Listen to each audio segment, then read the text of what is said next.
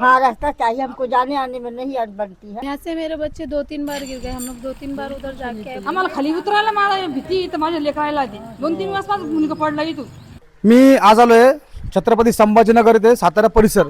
तिथं आहे बघा लक्ष्मी कॉलनी, आणि या लक्ष्मी कॉलनीमध्ये जे लोक राहतात ना त्यांनी अक्षरशः टॅक्स भरलाय, गुंठेवारी पण केलेली आहे, पण त्यांना फळबाग किती भारी भेटते. अक्षरशः यांना या नाल्यामधून असं चढून तिकडे लागते. ठीक आहे, एका टायमाला लहान लहान लेकरांची गोष्ट वेगळी आहे, पण सिनियर सिटीजन जे आहे ते सुद्धा असं इथून जात आहे बघा. आणि त्यांचा जो रस्ता आहे तो रस्ता बघा कसा कुठल्या प्रकारे खचलेला आहे. आणि यांची जी खंत आहे ती पूर्णपणे तुम्ही ऐकून घ्या, हे लोक काय काय म्हणतात ते. से मेरे बच्चे 2-3 बार गिर गए, हम लोग 2-3 बार उधर जाके आए, पर कोई इधर आके देखता नहीं. ते डायरेक्ट म्हणतायत की आमच्याकडे अजून निधी आलेला नाहीये. म्हणजे ते ह्या लोकांनी मेल्यानंतर त्यांच्याकडे निधी येणार आहे का? ती कंडिशन असं पाहून असं वाटतं का हे लोक खरंच त्या रोडने जाईल म्हणून.